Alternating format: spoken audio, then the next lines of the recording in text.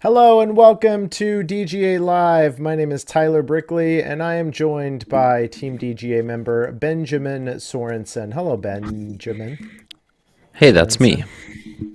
How's it going? You're in your lab, My disc cave. your disc cave. Yeah, Yeah, new development. I've got weird people outside my house, like Mm. banging on the chimney and drilling and cutting stuff. I don't know what's going on. So I just instead of being in my office, I just came down here. This just in: Team DGA member Benjamin Sorensen slanders blue collar America. What's a No, what's a DGA live without a little bit of scandal? they're doing a great job. I just didn't Yeah. want to disturb them with talking about discs. They're really laser focused in.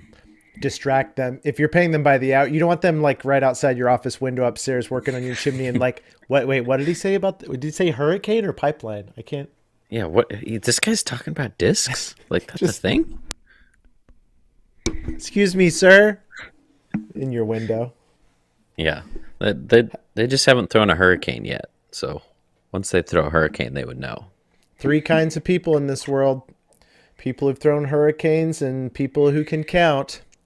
All right. Thanks for joining, everybody. Looks like the chat is hopping. We've got Mr. Cole Redalen in the green room, but we're going to give him a couple minutes um, just to calm down because he's probably super nervous to talk to you and me, right, Ben? Because this is such a big I mean, deal. I was really nervous the first time I came on this show. I'm still nervous. We've been doing this for 3 years, and I'm honored to be talking to me and you still. You, So, you're talking to yourself? yeah. Okay, just checking. Hello, Sep. Hello, Kelly. Distract them with a disclaimer. Hey, let's mention this at the top of the show and at the end, actually. But we have a crazy sale going on. Ben, do you know anything about the Rogues that we did a limited run of for the Daniel Bow Memorial last year?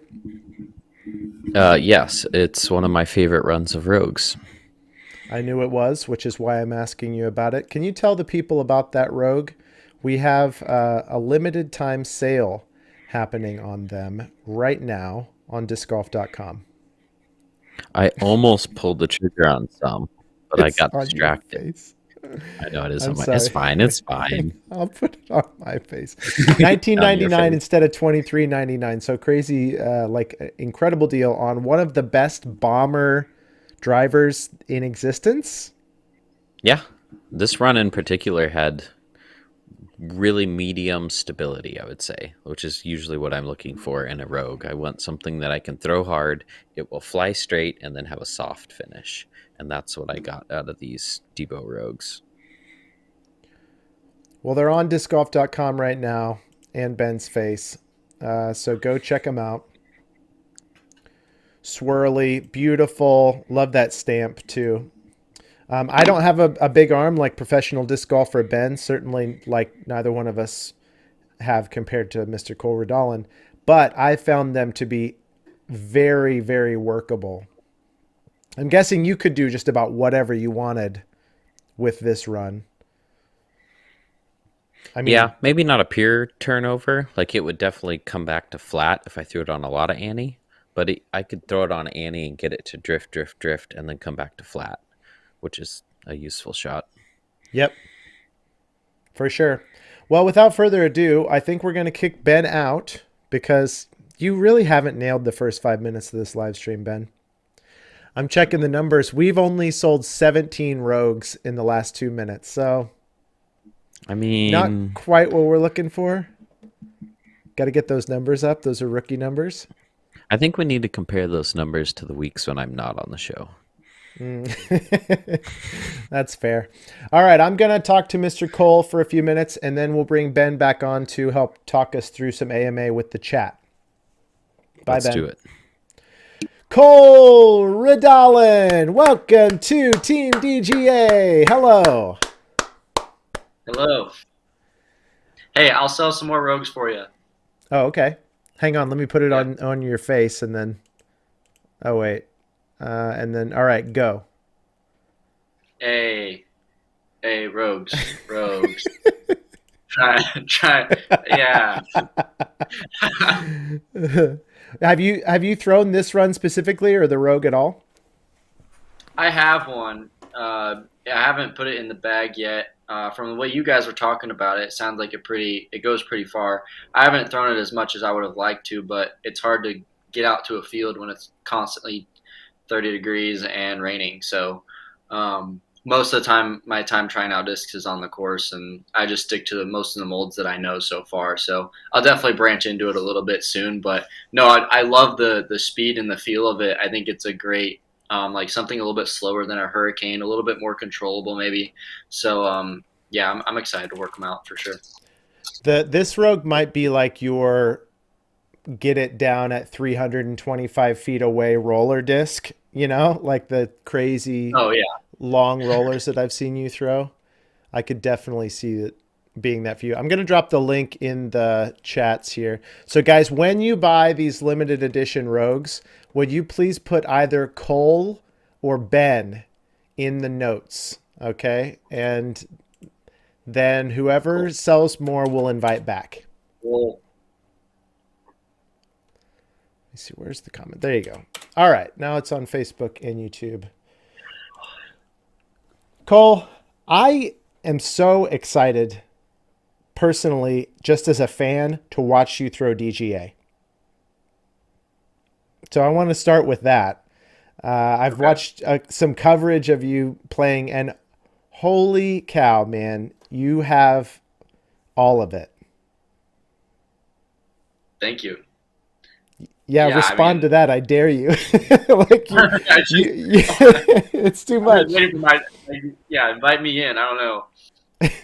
Um, no, I'm super stoked too. I mean, as much as I can throw pretty far, I just control is definitely the biggest part of the game of disc golf, and I feel like DJ has a lot of that, and just discs that are very straightforward and are relatively easy to learn. I know within the first couple of weeks of trying them out, it was just really easy. Just the disc flew how it was going to fly for a long time, and that's just how it felt good in my hand, and I liked the plastics. So it was really just the discs felt trusted in my hand pretty much immediately. So um, yeah, so I'm excited because I've been trying to put a lot more control in my game as far as like making mistakes is definitely not as often as I usually do. But I think DGO will help with that consistency a little bit better. So You're like people talk about an all around game or a well rounded player. But I think if you guys just search, Cole Redalen disc golf, you're going to find the final round of Portland from 22, right? You were on the final round lead card of the Portland Open. base Um, card actually. Chase card. Oh, it's not even impressive. Gosh dang it! I thought you Yeah, were no. good. What? Yeah, me too. Fans are gonna find that video, and you're gonna see you throw a disgusting drive, like a 700-foot power backhand, and you're like, oh yeah, Cole Redalen can throw far. But I hope they also notice like really, really impressive sidearm distance and control. And I think the thing that I want to zero in on the most is your putt. You have one of the most well, and maybe no higher praise. It reminds me of Marweed in that you don't seem to be trying very hard. Like it's just it looks so smooth and easy, even from 45, 50 feet, and metal chains bucket, over and over and over. What's that been like developing that? Have you always had that putting style? How much do you spend practicing putting? um, Yeah, I mean, Paul Macbeth, obviously, for a lot of the generation coming into disc golf now, is just a figure that a lot of them look up to. And so for me, it was just like, you know, when I was young getting into the sport, I was as tall as him. And now I have grown quite taller.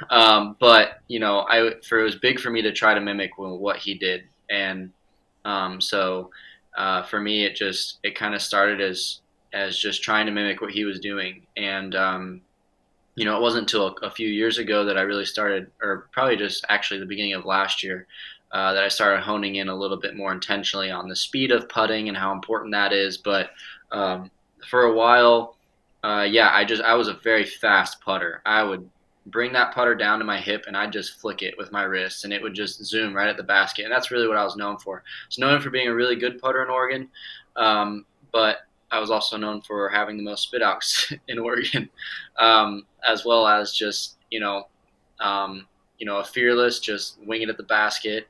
But as you play more on tour and there's more treacherous greens with OB right next to the basket, you want to be able to give it a run without going out of bounds.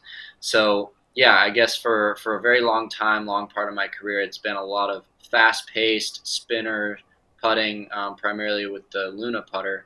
But now with the steady BLs, it actually opens up more windows to slow it down a little bit, have a little bit more glide, some controllable overstability with a putter that's beadless. I'm not a big beaded putter guy, so I like the beadless feel.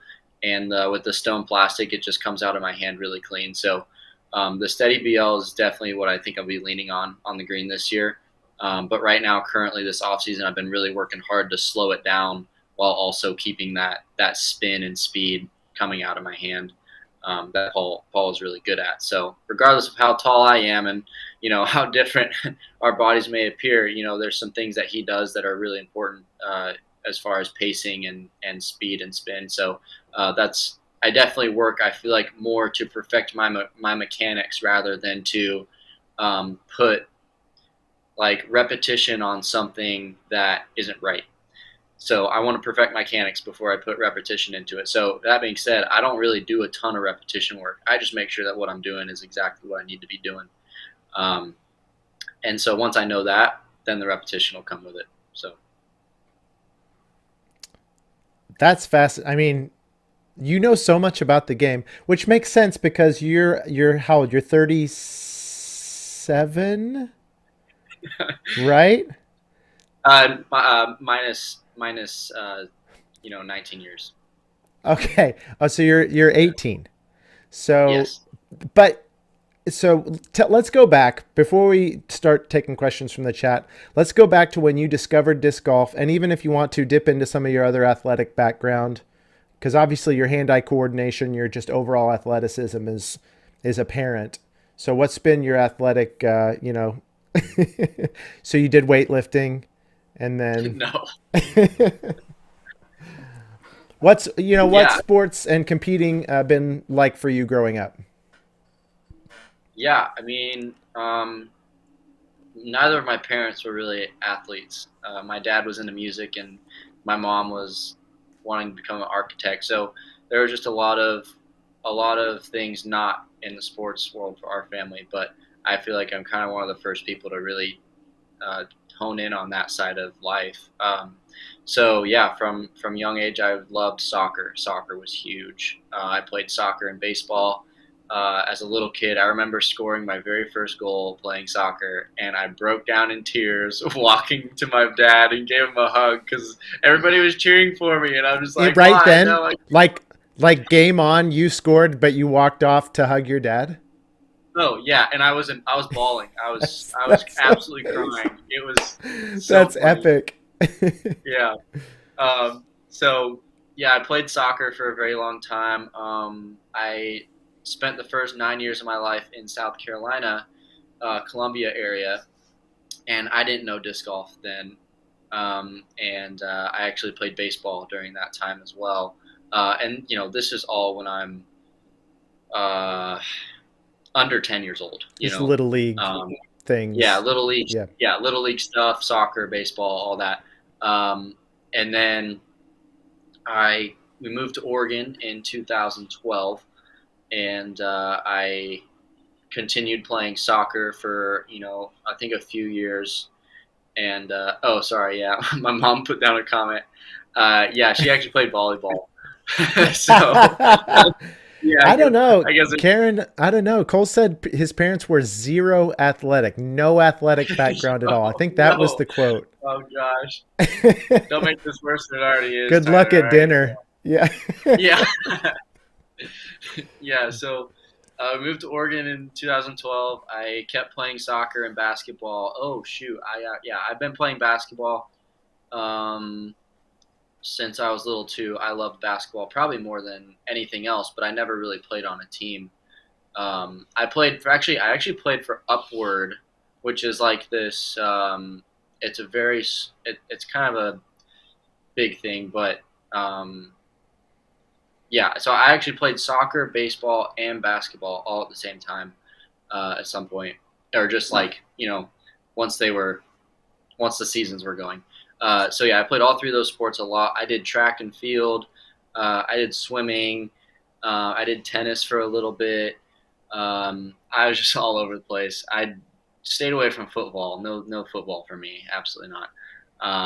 I like keeping my body in good shape.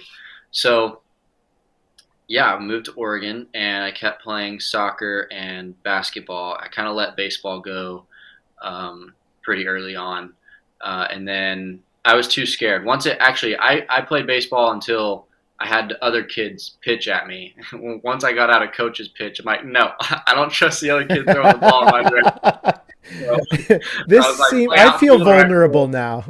Yeah, exactly. Um, so yeah, moved to Oregon, played basketball, soccer. Quit playing soccer, then really put all my focus into basketball. I ended up playing for a select league when I was in or beginning of middle school, and then I transferred to playing for a private Christian middle school. Um, and then, gosh, both my parents are giving it to me. I can't. Um, I almost stopped you several times just to mention the carnage that is happening in the chat right this is great. um, now. yeah. No, my parents were big into sports actually, Yeah, so big we athletes. were Yeah, very. Yeah, yeah, big, yeah. big Inspiration for sure. gosh. All right, all right, all right, all right. So we're in high school, right? At this Yep. point, when about did you discover disc golf and how? Yeah, so I discovered disc golf middle school, Oh, okay. 2015, which means I was 10. And I was still playing middle school basketball. Every other sport is long gone in the past. It was really just basketball. And then I found disc golf. I'm like, well, disc golf's kind of a fun family thing to do. We'd take the RV out on the weekends and make a family trip out of it and go camping. And, that's what it was. And I've hated academics. I've hated school. I'd never enjoyed it. I was decent at it, but I did not enjoy it. And so I'm like, you know what? I want to be a professional athlete someday. And so I wanted to try to pursue basketball a little bit, but I had to since I was actually homeschooled. I've been homeschooled pretty much my entire life, and I couldn't play for the private Christian school that I wanted to play for because that's a better environment. And I'm a believer myself, so it was just a better environment for me to be in. And so I actually went and tried out for our local public high school, and I just really didn't like the environment. A lot of negativity. The coaches weren't super nice to the kids, and just the teammates and everything really judgmental. And like that's not really something I'm down for. So after that, that was 2018 or somewhere around there. I think 2018. I was really like, all right, well, if I can't play basketball in high school, I might as well just full send into disc golf. And really, I ended up turning pro at the end of 2019. So literally 2 years later, or less than 2 years later, I ended up turning pro November of 2019. So yeah, that kind of just after that, it was like, okay, well, I guess basketball is in the rearview mirror. I couldn't play for the school I wanted to. Disc golf is taking off more than I thought it could, and you know, now here we go. So now we are. So interesting timing on this because you turned pro November of 19, and I think most of us remember what hit the world in, February, March of 2020. What was that like? You're like, all right, here I go. 2020 is my year. I'm going to be a pro and I'm going to compete. And then all of a sudden, like, the world's shut down and we don't have tournaments, you know. Was that a Yeah. bizarre time or Well, I think that it was actually awesome. I mean, my game grew so much in the year 2020. I went from being 960 something to 1,015 by the Wow. end of 2020. So actually, 2020 was a really big year for me, and so yeah, I just really, I mean, I was homeschooled, so I had nowhere to go, but I was still doing school. And we have some property. We moved out to some property in 2018. So I had a course that I designed with my dad, and my dad was really good at cutting down trees and lines and, making our property walkable because when we moved in, it was just really overgrown with a lot of things that we really didn't want. So he cleared out a bunch of stuff, and then we kind of designed a course together. I've just continually had to make it harder and harder and harder You're like to where I tiger am now. proofing your own course. You got to keep Exactly. moving tee boxes back and moving pins further around corners and stuff like that. Yeah. So now I've got to a point where I tried to make a hard course last year, and I ended up shooting 11 under. I'm like, well, this is still not hard enough. Like, this is not good.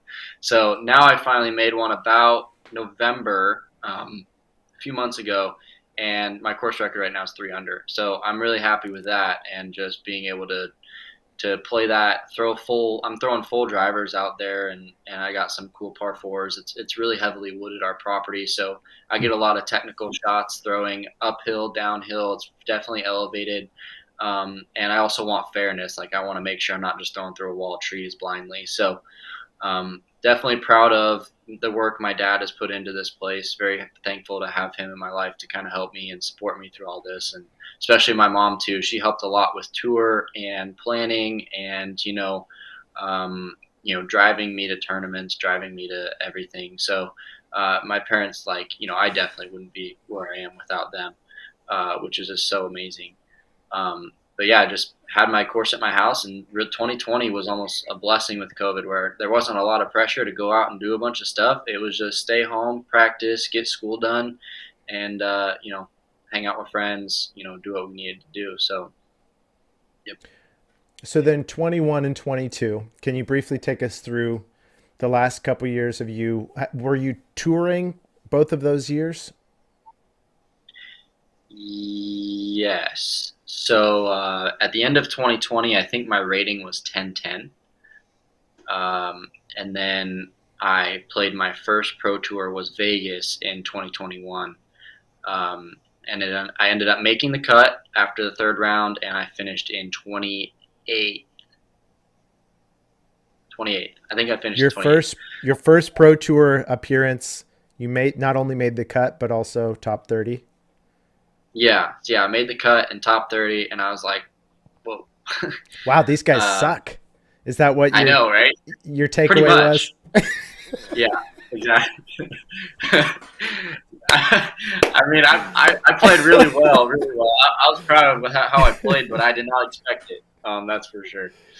Um, so yeah, I played Vegas in 2021, and we skipped all of Texas, I think. Yeah, and then we played.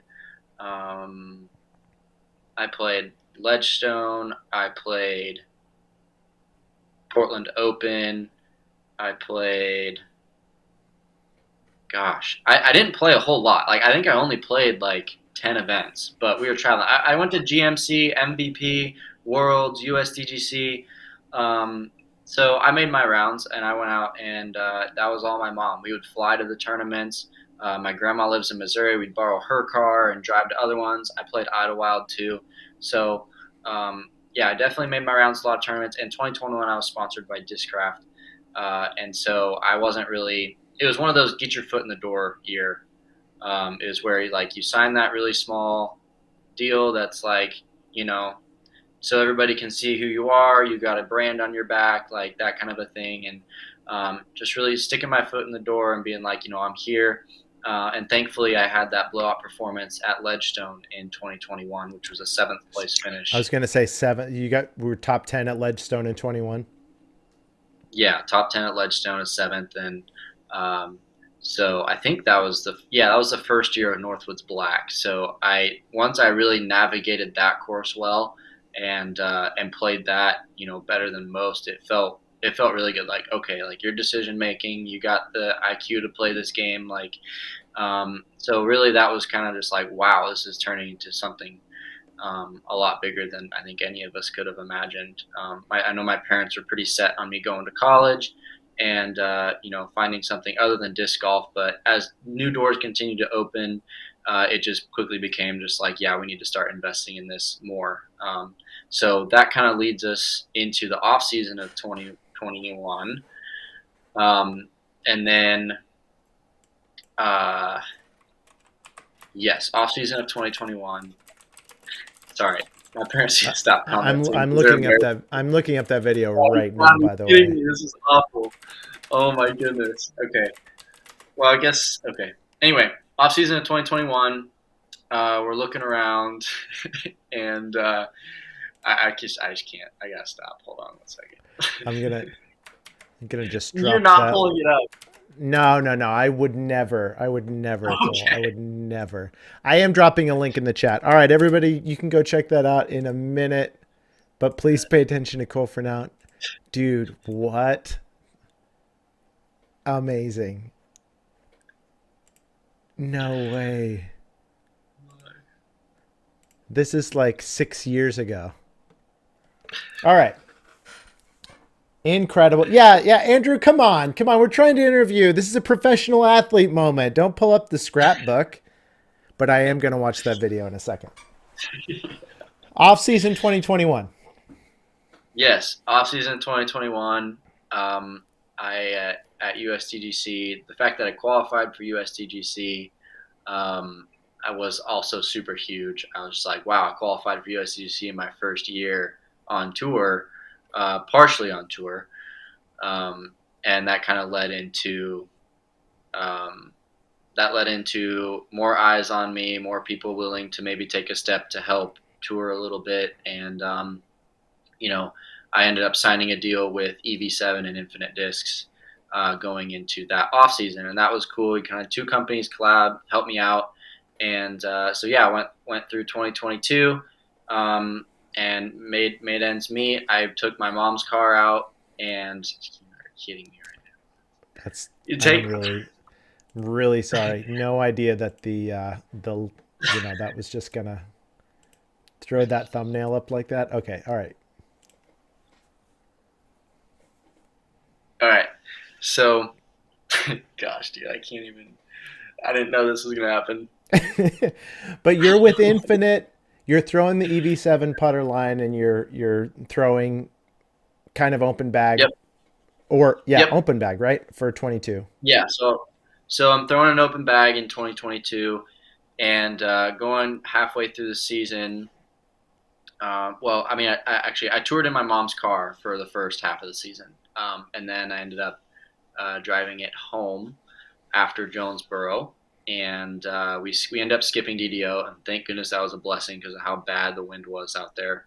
Um, but yeah, I skipped DDO. I played all the Portland tournaments, and then after that, I went to DGLO and ended up buying an RV from the RV center across the highway from Discraft's factory or warehouse.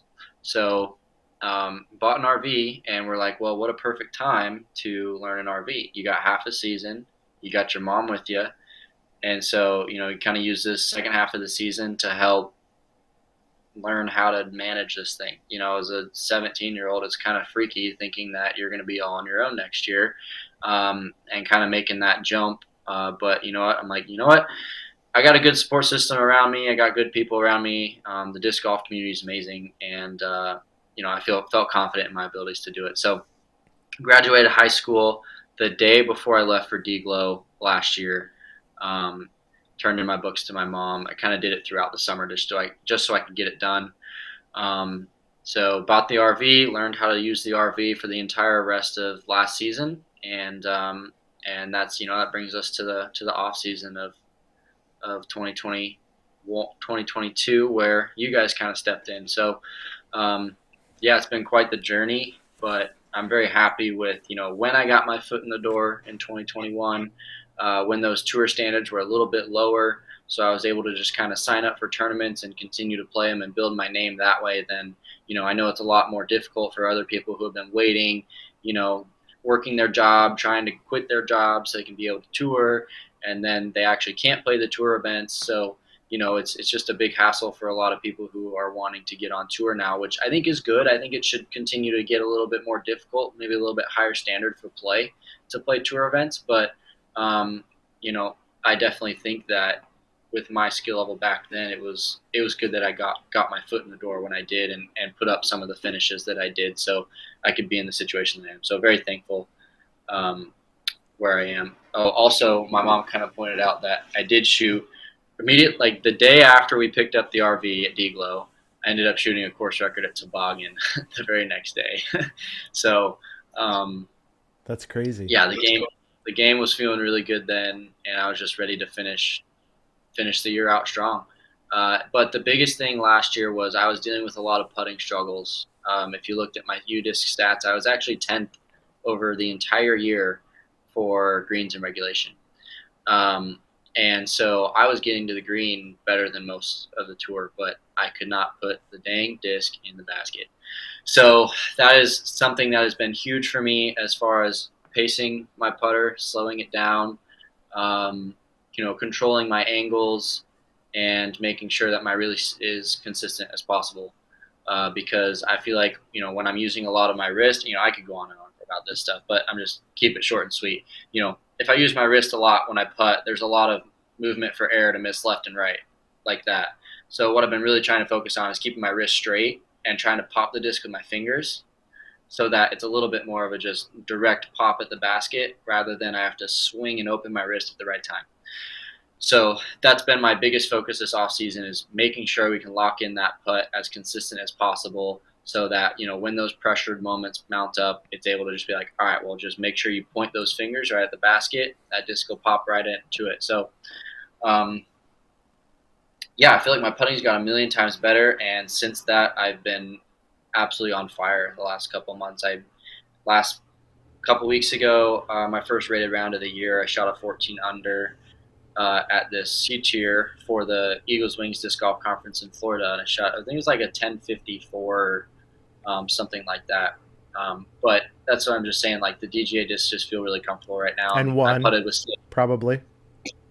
Oh yeah. I was gonna say I was actually tied. I was tied into the last hole with Joel Freeman. He wasn't playing it, but he was on my card. But yeah, we were tied going into the last hole, and thankfully I was able to edge him out by one on the last one. But it felt really good to just feel consistent. Like every shot was coming out where I needed it to be, and coming down the stretch, I birdied like the last 3 holes. So it just felt really good to close it out and just be like, these new discs are working for me, and I'm confident in the stuff I'm throwing, which is so important. If you're not confident in what you're throwing and you're just like, I'm just going to assign this and hope things work out, you're definitely not going to go anywhere. So the biggest thing is confidence, and DGA is definitely fulfilling that very quickly, which is super awesome and encouraging. So before we're going to bring Ben back in here in a second, and he's going to help us take some questions from the chat.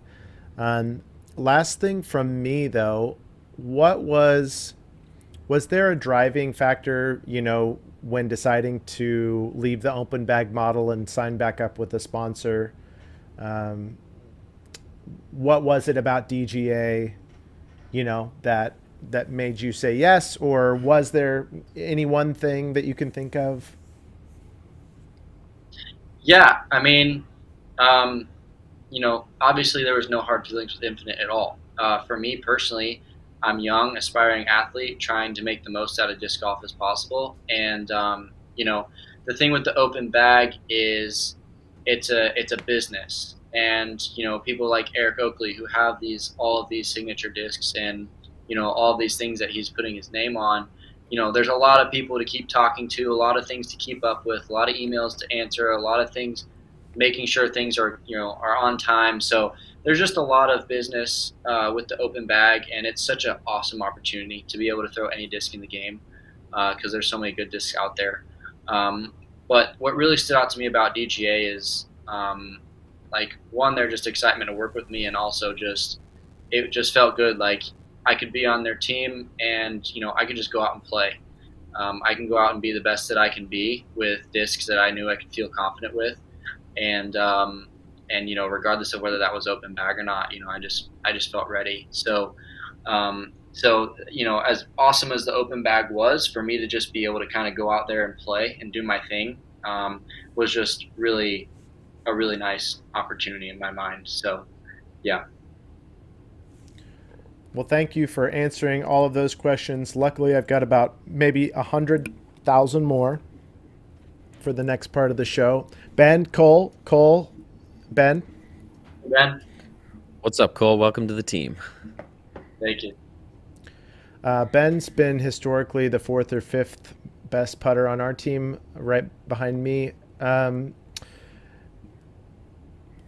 We've been to one putting league this year, Ben. I don't think we want to get into the details You barely won by like a putt. or our ratings. Hey, Cole, what do you think my rating is? Just looking at me, what would you guess? Be honest. 890.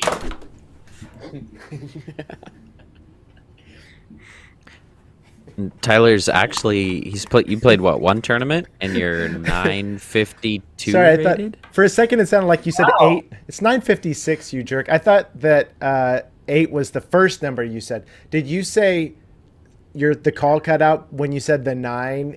You said 983. No, 890. Oh, 890. Tyler. that's actually probably pretty fair. All right, so let's take some questions from the chat. Ben, do you want to lead us off? People have been asking for a while, but I know there's a bunch of good ones in here. One was, and actually I'm going to squish these two together. So Scott Gopri and Kevin Cheney asked, how long until Tyler can play on the Cole Redalen level? how long? Like Okay, there's any good answer. like there's any unit of time that would work And there. then Kevin's piece of that question was more like, how many throws does it take Tyler to get to Cole's distance? Oh, okay. 4. Okay. So this is actually an interesting question. 'Cause Yeah, what's your we'll have longest to, throw that you can think of, Cole? My farthest throw I've ever thrown is My rating 890 okay. probably. 6. I think it's in the 680s. That's Okay, on sure. that's on flat ground with like not any really helping wind. Maybe like 2 miles per hour tailwind. And then at Vegas, I was playing a par 4 and I got a massive skip and it was a raging crosswind and I actually overthrew a hole 8 on the Infinite course, which was like 750 with an M. But I think that was all wind and I got a crazy skip and I was like long OB. It was like 780 feet. I'm just like, okay, that was not realistic at all. That's amazing. See, you did a really good thing there, Cole, because I was going to throw Tyler a bone and be like, well, Tyler had a really long sail shot earlier this year that was like, what, 520? I've got a vortex at 510. Or a vortex at 510. It's flat ground, but definitely a windy day. I mean, like anybody can throw over 400 feet if they have enough wind and know how to do it, right? Like here's my theory. If you have 300 feet of power and a DGA vortex, you can throw over 400 feet on flat ground. Yeah. Like 100%. You just have to know where to place yourself in regard to the wind. And Cole, don't be so flabbergasted by this. I know I'm old and out of shape, but I mean, it's just let the disc do the work, It's not about me. So we need you to throw a vortex as far as you can and get back to us on, can you beat Tyler's vortex throw? Can he beat 510 with a vortex like one finger into a headwind? Yes, he can. We need a different challenge when we do a Most Fun Wins video with Cole. We'll think of something. All right, next question. Sep City asks, can Cole produce some domey 160-gram hurricanes? Oh, Yeah, that can you? sounds quite nice. I mean, I would totally go with Domi, but max weight. But that sounds pretty sick. I mean, while they're making the max weight ones, there'll be a few that come in low weight, and we can put those on the store too. Yeah, I mean, you want to make me super Domi hurricanes, I'll bag those every day of the week. Scott, if you're still here, I'll bag those as well. Michael wants to know if you're going to be throwing the Rift. Yes, I have a Katrina Allen Rift in my bag right now, the SP. It's a misprint, but it's very understable for what I'm throwing. So it's going to be definitely my flippy mid range for like hyzer flips or slow turnovers. All right, Scott asks, which DGA teammate would you want to play a doubles round with, and why is it Ed Radakovitz? I'm sorry, I don't know who Ed is. He's Ed. Ed, you're gonna have to invite him to play around at the canyons. Ed lives near the canyons. Uh, Okay, but if I get to choose somebody, it'd probably be Austin Turner because he's lefty. So he's Smart. kind of got that other side. Okay, Cole Redalen and Austin Turner as a doubles team versus Andrew Marweed and Cat Allen. What do you guys think? Let us know in the chat who takes that battle down. Is that even a question? That's a great question. I don't think it's a question though. Well, who? What? Which way? You seem sure, but Mar- which direction are Marty you and sure? Cat have us all day. Oh, okay, interesting. See, no, I think that you would put up a really good fight. You got some bombers. Man, I No, we're gonna have to actually settle this. I would love to see. I keep thinking about it. I'm like, man, it seems like pros and cons. Like that could be a really fun battle. Yeah, this could be a good most fun wins idea.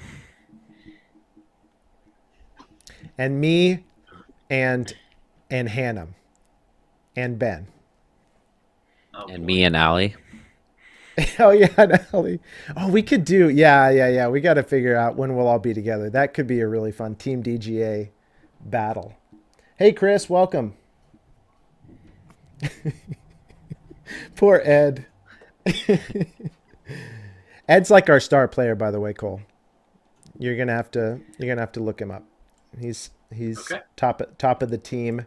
You'll be seeing him out on tour and probably playing with him on several lead cards this year. So good luck. All right, what else? Who else has a question for Cole? Ed Ed actually asks, what are your feelings on the squall? Ooh. I actually love the squall. I throw the PL squall, and it's a further flying buzz. So the buzzes that I was throwing, I could really max out at like 380. Um, but the squall is going like a good like if I hit it flat and I just hit it flat and hard, it's gonna go like 410, 420.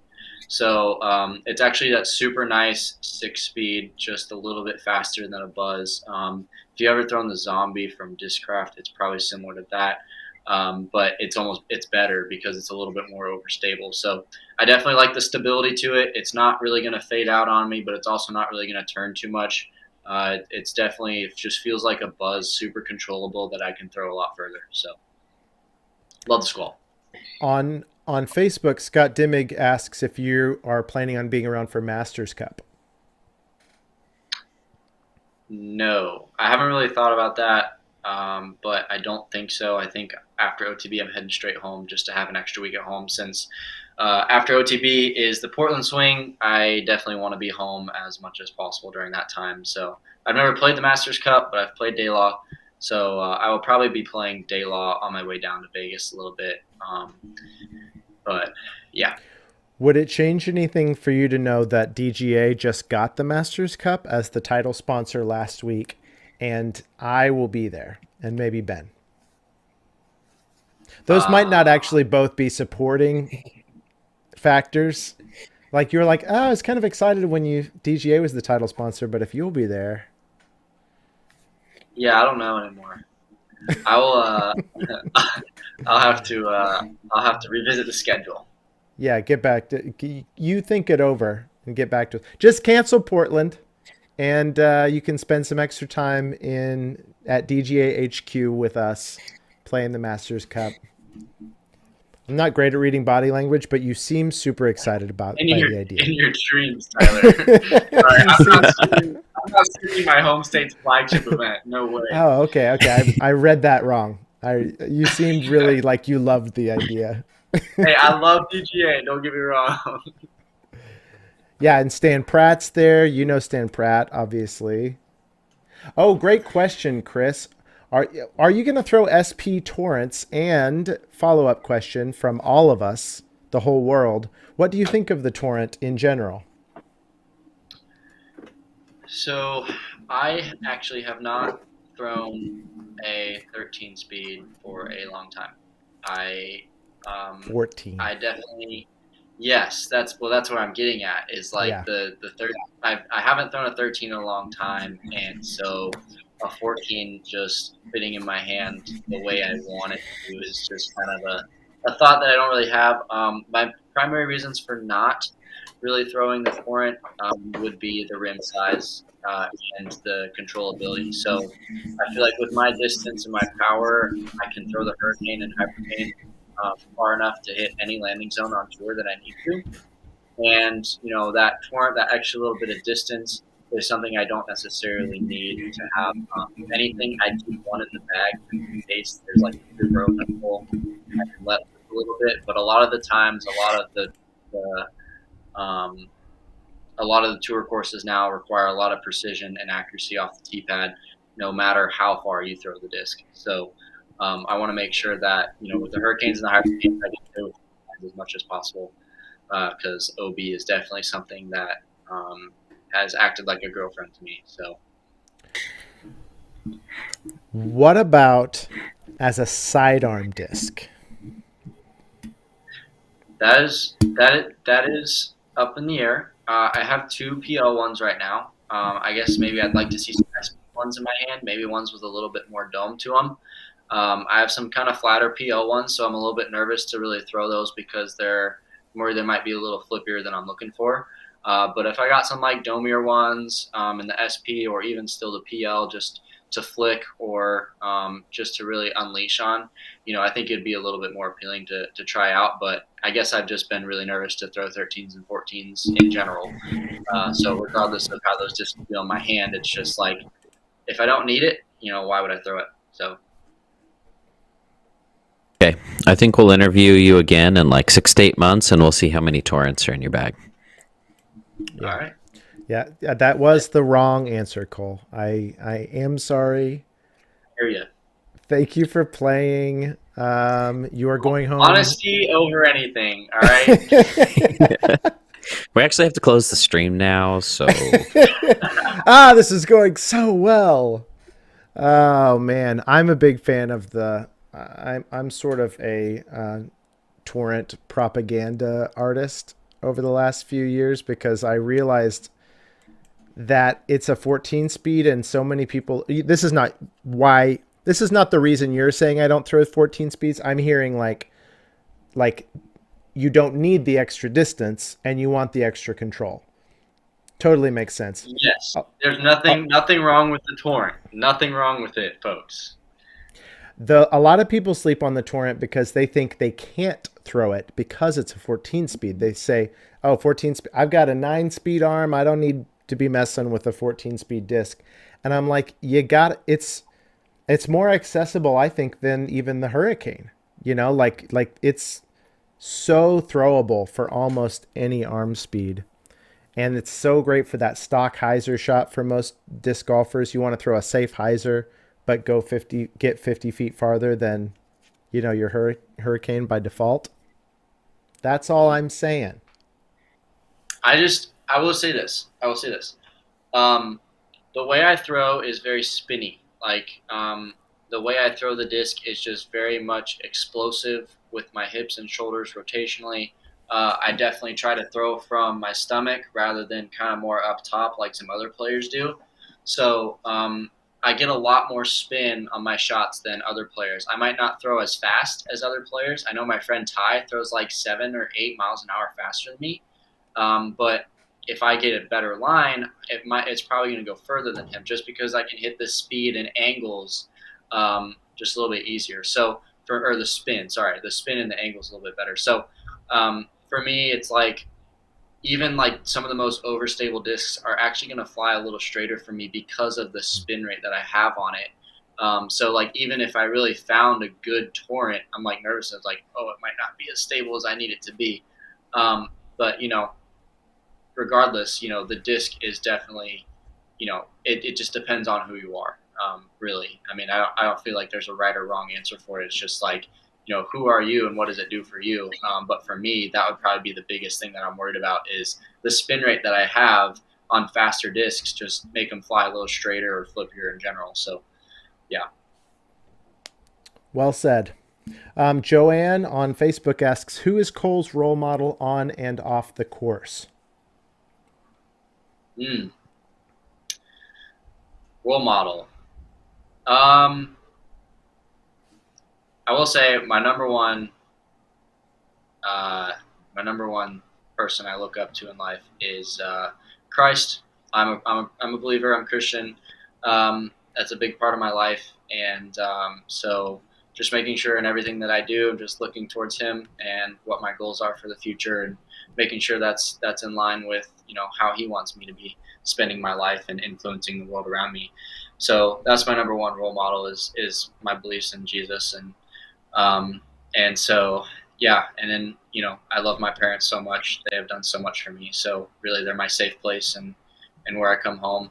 So definitely, really, if you're talking about disc golfers, there's some that I've looked up to, and obviously Paul I've modeled my form off of. But really for life in general, and even in the sport of disc golf, it's really just my parents and Jesus. So And me. absolutely not. Best answer. Not yet. Maybe for editing skills. Oh my gosh. So good. All right. Let me see. Did we miss? I'm sure we missed 100 questions. We did pretty good. I've got one for you. We hear lots of pros talking about all their experiences getting an RV for the first time. So did you have any funny RV stories that have happened that you want to share one? Uh-oh. Oh boy. Oh my gosh. Okay, I've done this, I think, oh man, two, at least twice, maybe a third time. I don't remember. Um, but yes, we had the RV for about a couple weeks, and I was trying to clean the black tank by filling it up and draining it. But when you only pay attention to the sensor and not at the level of the water's coming up through the toilet, you can definitely psych yourself out. So I forgot the first time at Ledgestone. We were at a campground, and I forgot to.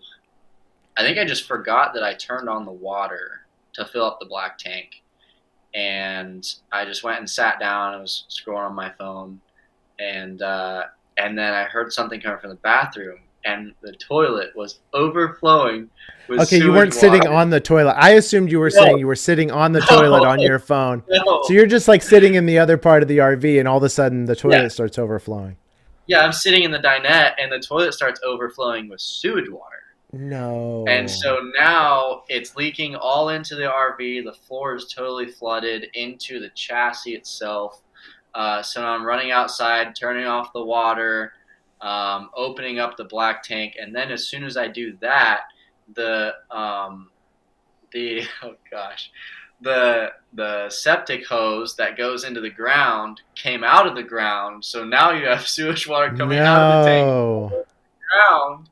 It was awful. And Oh my mom no. was with me, and my mom was crying, and I was just laughing. I'm like, Mom, this is not a RV owner if something doesn't go wrong. Like, this was ridiculous. So, yes, that was a very unsettling time. And then we tried at home, we're trying to winterize it, and I did the same thing. I was paying, I think this time was the time I paid attention to the sensor, and I should have just been at the toilet making sure the water doesn't come up above it. So, yeah, I flooded it again when I was at home. And so hopefully third time's the charm. Hey, yeah, there you go. So if any of you are wondering, you know, how to find Cole on tour, just just follow your nose. He's going to be the one screaming, running around his RV in the parking lot, trying to get everything buttoned back up. That sounds terrible. It was awful. All right. Um, Best shot so far, or like best moment so far with DGA discs in your hand. I know you won the tournament. I know you've thrown a bunch of good shots, but tell us about one and what you threw and describe the line. Um,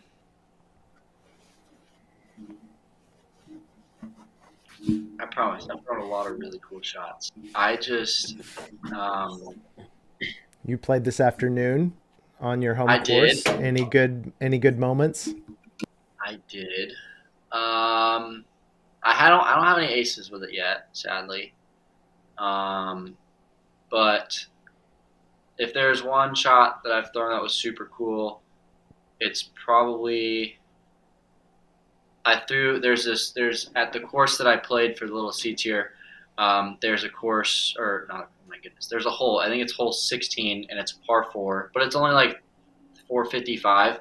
But it's like a crescent hole. So you're like teeing off from here. It goes around a road and then comes back. So it's like perfectly in line with the tee pad as the basket, but there's OB from the tee pad straight to the basket. And I threw a hurricane. It was a little bit of a headwind, and I threw a hurricane pretty much as hard as I could on a hyzer flip, a little bit of turnover to 10 feet. It was a tap in eagle. So that's probably one of my best shots with DGA. Ed, who you know, Ed Radakovitz, Team DGA. Ed wants you to talk about the ace that you got on OTB skins. Oh yeah. Um, Crazy enough, my car was dealing with issues. It had a rear main seal leak, and that was going to be super expensive to fix. And so I was just like, and money was kind of tight at that point. So I just went in. I was like, okay, my only goal in skins is just don't get skunked and have a little bit of a personality so that I might get invited back. Yeah. um, so yeah, I just went in there with having fun. And the first hole, I chained out. It was kind of a bummer. I could have got skins there. The second hole, German, I pushed. The third hole, I missed like a 25, 30 footer. It was brutal on the hillside. And Germ chucked it in for the first skin. So I was like putting myself in good position to play well. And the very next hole, I had parked it with a forehand flex to 10 feet. And Kevin Jones throws it in from 120 feet to save the birdie. And I'm just like, what do I have to do to get it? And so the very next hole, this is like my first tournament throwing a Sea Otter, which is kind of a not as known putter, but I was like, you know what, I'm just gonna give her a go, and I was really just trying to hit the gap, but I hit it high enough, and it was just this pure turnover line right into the perfect part of the basket, and I flipped out, and it turns out that what I earned from the ace, which was $2,500, 2,400 from that went to fixing my car. So nice, perfect. Hitting an ace pretty much just fixed my car. So that was actually a super cool moment. Yeah.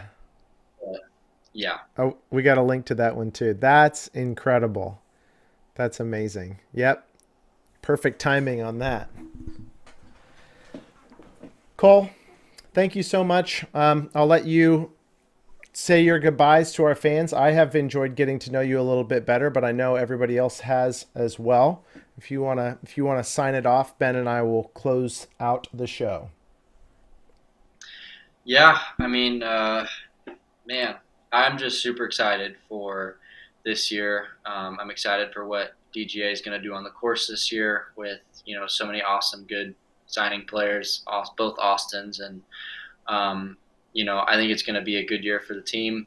It's going to be a good year for DGA, and I'm really proud to be a part of this team. And everybody who I've worked with so far, like Tyler with the announcements, you killed it on the editing, and I'm glad we were able to put together some good footage with my friends Hunter Gates and Tai Rilatos disc golf. Those two guys were huge. Tai made the graphic. Hunter did all the filming and the cool pictures that you guys saw with it. So shout out to those guys who really put in time and helped me out with that, and Tyler yourself for the editing of the video. So the announcement went really well. The discs have just felt really confident so far. I'm excited to continue trying more molds, more plastics. I just think there's a lot of growth that can come from this. So I'm really pumped for this year, and thanks everybody who've been watching and supporting. So, but yeah, I'm excited. 2023, baby. It's going to be a great year. Cole, Yep. thank you so much. You're awesome, and I am so excited to watch you play this year. Cool. Thank you so much, guys. Thanks for joining us. See you soon. All right, that was Cole Redalen. Ben, did you like him? Yeah. Yeah, He wants to get Domi Hurricanes, and I've been looking for Domi Hurricanes myself, so I think we're going to get along great. I like him because he doesn't take any crap. I think that's a sign of maturity and a very fun personality trait. When they just throw it right back. I love that. Am I your role model? And he says, absolutely not. I'm like, I got to respect that answer because I should not be on anybody's list. Not on the course. Yeah. Just for doing media. Yeah, I don't know. I'm not great. Okay. Ben, do you want to go play Harmony Bends sometime soon and film it? Yeah, that sounds like fun. Okay, great. Cole just texted me now to get a sports talk from the parents. ... Well, I hope all of you have a better weekend than Cole might, after slandering his folks here on DGA Live. I'm going to try and play some disc golf. Ben, you? Yep, I'm getting back in tournament mode. I played 36 holes on Waco Park last weekend, and I had a great time. Felt good to get the Hurricanes flying. And wait, you played 36 at you played 2 rounds at Waco? Yeah, we played 2 simultaneous rounds. We played to the long baskets and the longer baskets. Ooh, gross, dude. How your arm? That's a long course on just 1 round. 2 rounds there? That'd be a haul. And it was windy. I shot 2 under on the shorts and 3 over on the longs. David beat me by 1 on the longs. Good thing I wasn't there. But I did throw my Debo Rogue into the wind on a hyzer flip, and it flew great. Yeah, my face was just like Rogue. I'm really trying to put that in a better spot. Well, everybody, I wanted to bring this back up one more time because don't forget, these are only $19.99 for a limited time. The Daniel Bowe Memorial run of Rogues that we did. Such great bomber drivers. Every bag should have one. Please go get one. And don't forget to put either Ben or Cole in the notes for no particular reason other than I want to see who can get more sales. I saw lots of Team Ben in the chat, so thank you to everybody that voted Team Ben. Like I said, I'm the people's champ. You're the chat champ. We'll see if they're gonna put their wallets where their fingers are, with the texting. Hey, have a great weekend, everybody. Thanks for joining. We'll see you next week on DGA Live.